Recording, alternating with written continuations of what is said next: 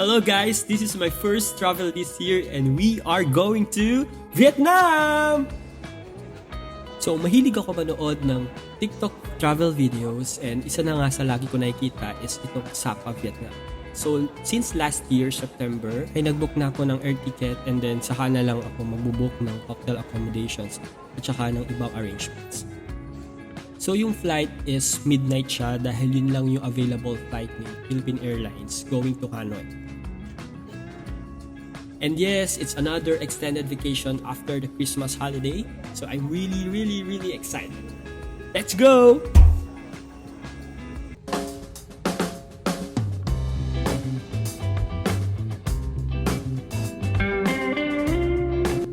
We just arrived and after immigration, if you want to withdraw money, then you can do it here.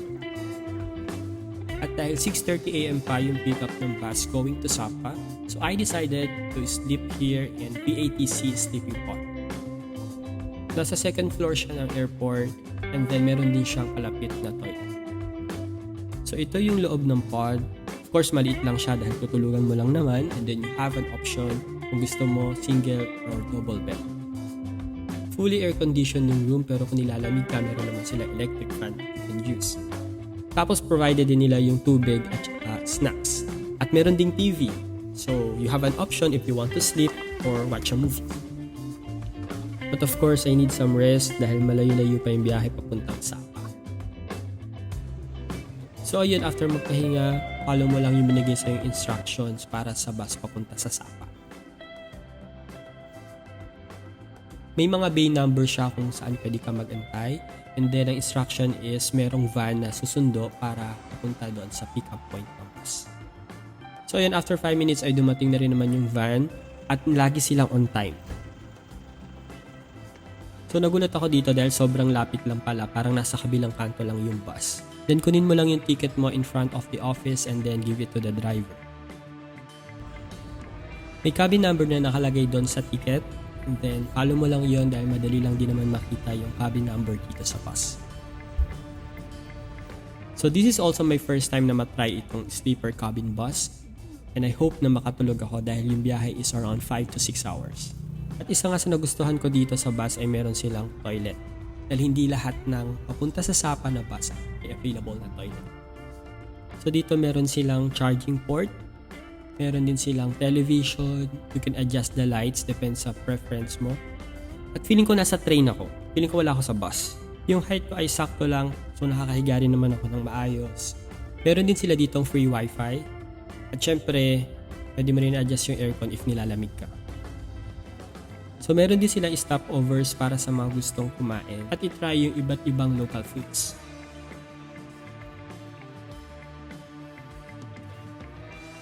Ang binili ko ay chicken noodle soup at hindi ko siya naubos. Di dahil hindi siya masarap pero naubusan ako ng time at kailangan na bumalik sa bus.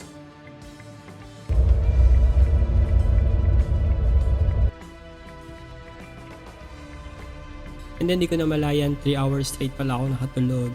At eto ngayon, tamang tulala lang sa bintana at iniisip ang mga pagkakamaling nagawa ko sa buhay at paano ko ito may tatama. So yun, after 6 hours ay nakarating na rin ako sa City in the Fog, Sapa.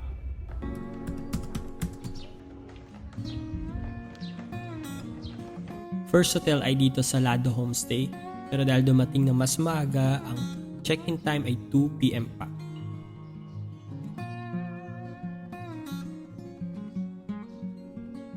So naghanap-hanap muna ako ng makakainan at punta nga ako dito sa isang cozy restaurant.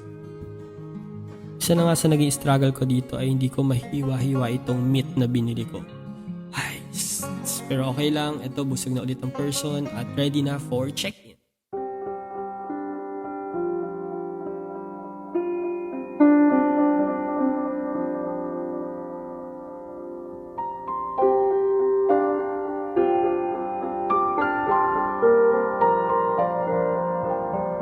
So after mag-check-in, wala na tayong palalampasin pang oras at ready na tayong gumala. Dahil malapit lang, inuna ko itong Moana Sapa dahil marami ditong mga spots na pwede kang mag-pictures at maganda rin yung view.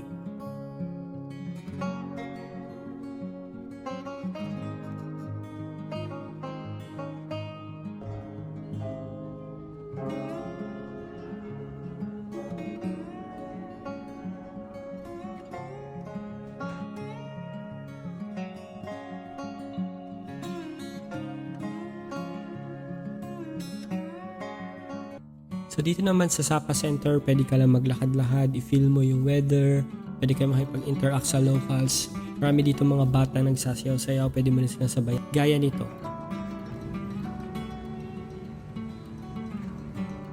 Sobrang ganda ng Sapa, especially kapag paggabi na nagsisimula ng buksan yung mga lights.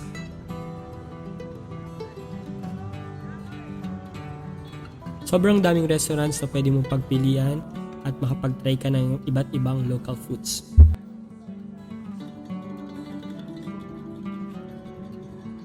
So yun na nga, after ng sobrang habang lakaran, ay kailangan na magpahinga dahil sobrang pagod ko. Puro biyahe at alam naman natin na kailangan natin i-prepare yung sarili natin for day 2.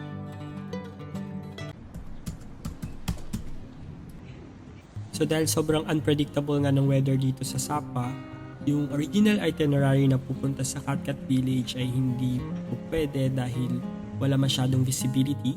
Kaya nag-change ako ng itinerary at pupunta tayo sa Glass Bridge dahil yun din yung recommended ng receptionist dito sa Lado Homestay.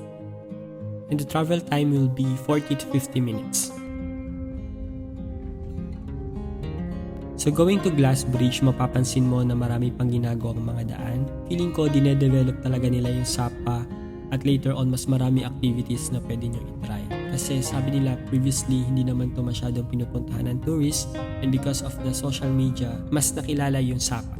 So dito sa Glass Bridge, kailangan mo muna mag-elevator ng sobrang taas pero yung view sobrang ganda na talaga. Kala ko una sobrang nakakatakot dito sa Glass Bridge pero pag dumating ka naman at nakita mo naman yung place, mas ma-amaze ka sa view at hindi ka masyadong matatakot. At tungkol sa takot, ito ang mas nakakatakot. Dahil merong activity dito sa Glass Bridge na tinatawag nilang The Bridge Challenge, nagdalawang isip talaga akong itry ito dahil sobra siyang nakakatakot. At every step mo, gumagalaw talaga yung bridge. Pero naisip ko na nandito na rin naman ako, so kailangan ko siyang itry. Tingin ko nasa 200 steps siya one way at kailangan mo bumalik dahil wala namang daan sa kabila. So it's a round trip challenge. After the Glass Bridge, dumaan na rin ako dito sa tinatawag nilang Lonely Tree.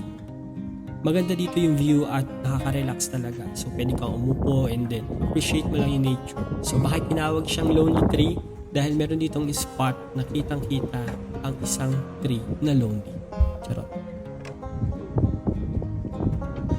So meron din ditong attraction na tinatawag na Heaven's Gate. Dito wala masyadong tao pero napakaraming hagdan. So kailangan full pa yung energy mo or else papagod ka talaga.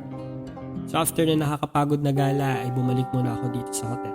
Actually nagbook pa ako ng isang hotel dahil maganda dito sa Viet Trekking Sapa.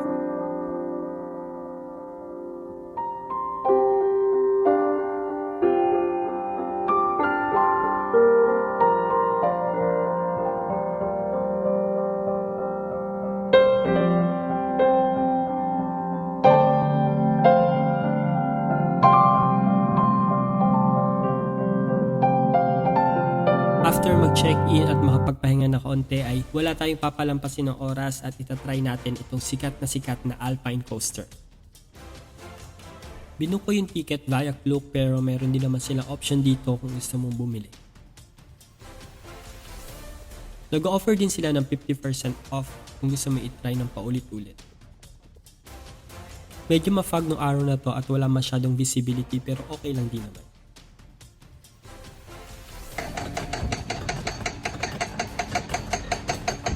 Ang masasabi ko ay kung na-try nyo yung Louvre sa Singapore ay similar din yung pakiramdam dito sa Alpine Coaster. Sobrang nakaka-enjoy.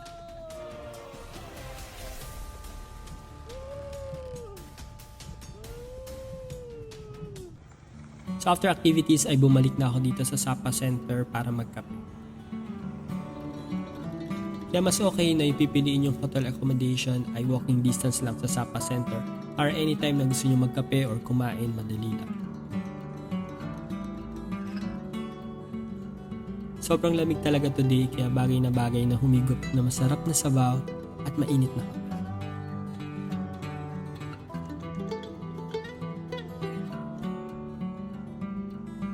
After ko humigop ay medyo nagko-compute ako ng mga nagastos ko dito at feeling ko talaga ay masya-short ako dahil medyo malayo pa ang sahod pero tulad nga lagi natin sinasabi, for the experience to at wag na wag ka muna magko-compute pag uwi na lang. Okay? Sobrang ganda talaga ng Sapa dahil sa mga lightings din tuwing gabi at marami ka talaga makakainan. So nagpunta rin ako sa night market para tikman yung ibang local foods. Akala ko sobrang laki ng night market nila pero maliit lang siya compared sa iba. Pero worth it din naman puntahan.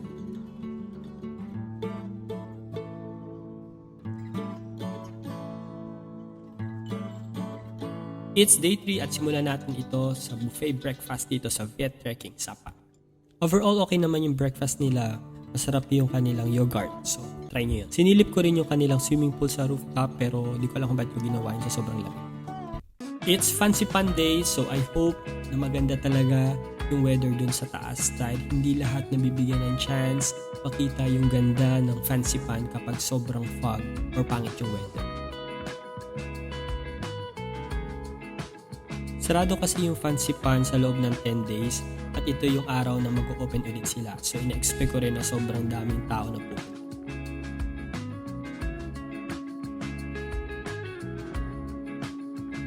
So ito yung Sun Plaza Sapa Station. It's located sa Sapa Center so pasok ka lang niya sa loob at makikita mo naman yung iba't ibang guide.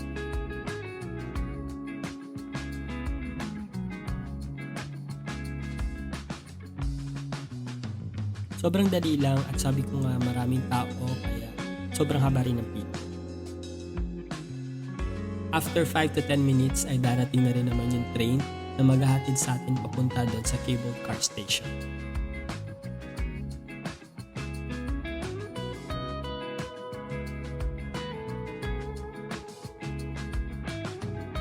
Dating natin dito sa cable car station ay kailangan ulit natin pumila.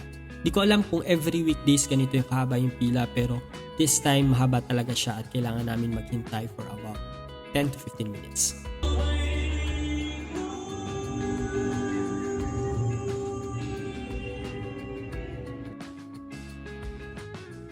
So habang nakapila ka ay papakita rin nila sa iyo yung iba't ibang views sa monitor.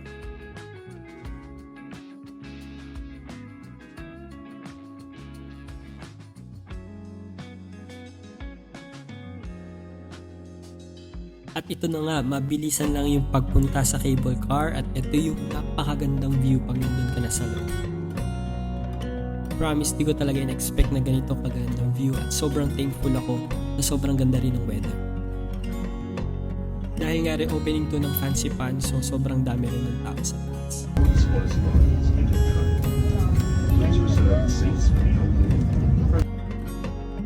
But then again, sobrang worth it. And Fancy Pan is really the top destination here in Sapa.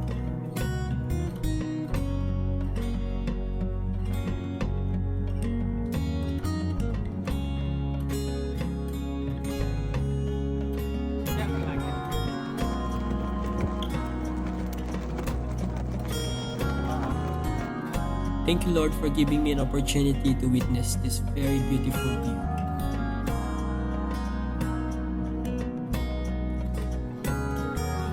$2 PM ay bumaba na rin ako dahil marami pang dapat puntahan. Especially yesterday ay hindi masyadong maganda ang panahon at ngayon ko siya pupuntahan. Pero bago yan, syempre papalampasin ba natin tong TikTok viral video shot.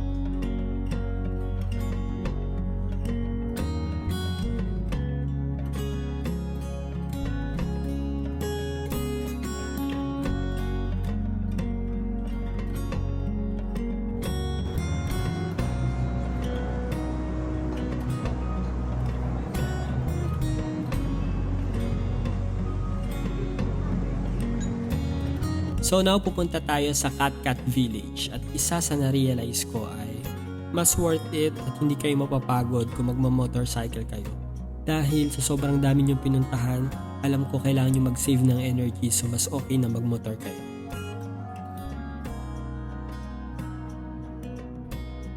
So dito ang daming kwento sa akin ni Kuya at ang dami niya ino-offer pero of course nasa sa inyo yan kung i-avail nyo o hindi.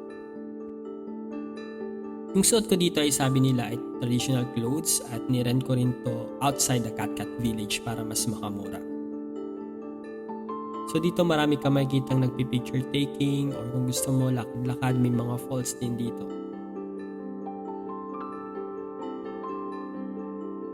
Pwede ka rin makipag-interact sa locals at meron din silang mga performances na pwede mong panoorin.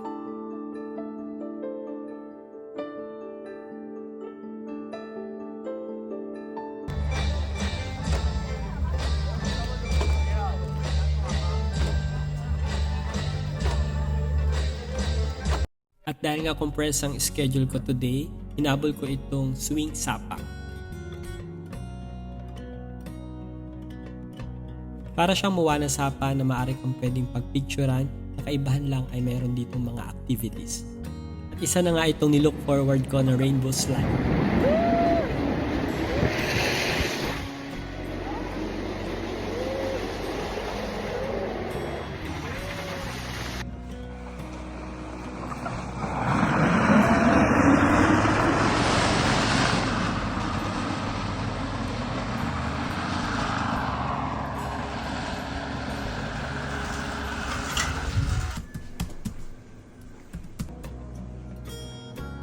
Sa sobrang pagod ko yesterday and sa sobrang daming pinuntahan ay hindi na ako nakapag-video pa. At ito na nga, good morning guys, at today kailangan nating iwan ng Sapa dahil pupunta naman tayo sa Hanoi. Pero syempre simulan natin ang araw na to with buffet breakfast dito sa Viet Trekking Sapa.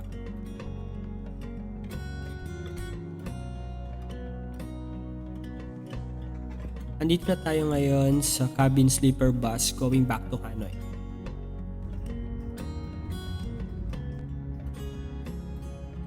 Dahil limited time lang dito sa Hanoi, ang aking mode of transportation ay through Grab.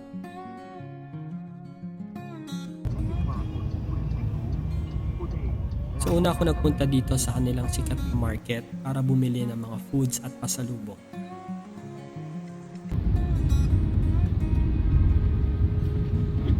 Then after that, I decided to go here at Mega Grand World Hanoi. Sabi nila isa to sa newest attraction at nagbukas lang noong December 2023. Ang napansin ko dito para siyang may Europe vibes.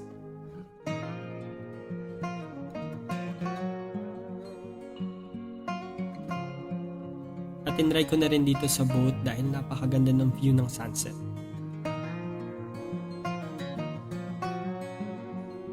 Pwede ka rin maglakad-lakad dahil sobrang daming stores dito and restaurants na pwede mong bilhan.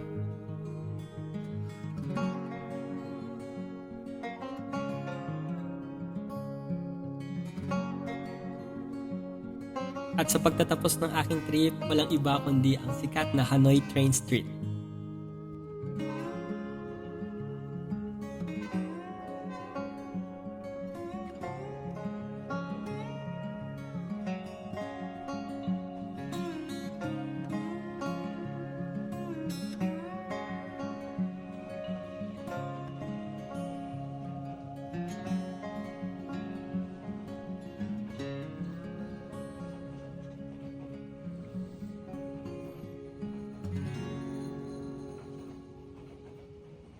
This is Rowie and thank you for watching my vlog. Till next time.